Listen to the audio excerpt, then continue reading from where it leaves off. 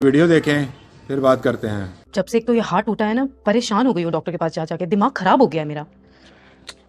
हाँ 1 मिनट करती हूँ आपको। क्या हुआ, हो गया सारा काम? जी मैम, सब हो गया। ठीक है, जाओ अभी। और प्लीज अगली बार से इतनी छुट्टी मत लेना। 1 हफ्ते बाद आए हो आप, पूरा काम फैला पड़ा है आपकी वजह से।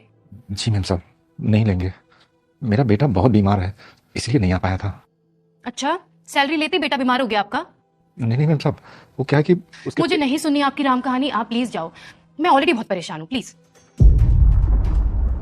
कुछ पैसे मिल जाएंगे? आपका दिमाग ठीक है? हमने यहाँ पैसे छापने की मशीन लगाई हुई है।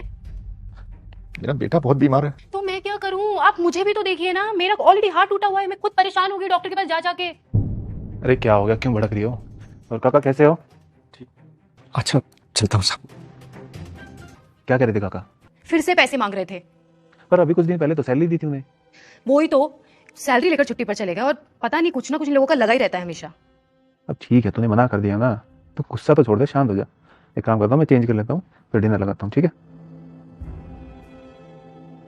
साहब तनख्वाह मिल जाएगी? हाँ हाँ, मैंने निकाल के रखी हुई है, देखा।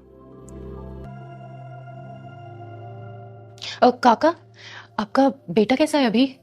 हाँ, उसकी तबीयत खराब थी। कैसा हो? वो भी इस दुनिया में नहीं रहा। क्या? काका, आपने बताया नहीं कुछ, कैसे हुआ? इतना बीमार था क्या? पेट में ट्यूमर था मैम साहब। डॉक्टर ने ऑपरेशन की तारीख भी दी थी, लेकिन हम ठहरे गरीब लोग डॉक्टर की फीस ही नहीं इकट्ठी कर पाए, और वो ट्यूमर उसके पेट में ही पड़ गया। मेरे बेटे की जान चली गई। तो हमें कुछ बताया नहीं, और आपने छुट्टी भी नहीं ली, रेगुलर आ रहे हो आप तो। बेटे की बीमारी के चक्कर में पहले ही बहुत सारी छुट्टी ले चुके थे साहब। उसके इलाज के कारण इतना कर्जा हो गया था, तो और छुट्टी हम कैसे लेते? दूसरों का पैसा भी तो वापस करना है।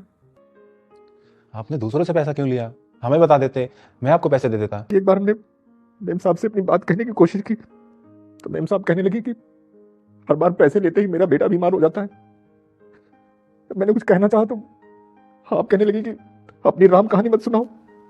तो फिर ऐसे में अपनी बात आगे हम कैसे कहते आपसे? ये बात का इतना बुरा लगा कि आपको इतनी बड़ी बात हो गई और आपने बताया भी नहीं। आप खुद ही इतना परेशान थी, अब हम जैसों की जिंदगी में कुछ ना कुछ तो लगा ही रहता है। हमें पता ही नहीं था कि आपके बेटे की इतनी ज्यादा तबीयत खराब है कि अगर पैसे नहीं हुए तो उसकी जान चली जाएगी। एक काम करिए, आपने जितना भी कर्जा लिया ना, वो पैसे मैं आपको देता हूँ, आप पहले अपना कर्जा उतारिए। नहीं साहब, अब पैसों की कोई जरूरत नहीं। जब उनकी जरूरत थी तब मिले नहीं, और अब तो मुझसे लिए भी नहीं जाएंगे। आप मेरे लिए परेशान मत होइए, परेशान मत होइए। इस वीडियो को देखकर आपकी क्या राय है, कमेंट्स बॉक्स में मुझे बताएं। जज़ाकल्लाह।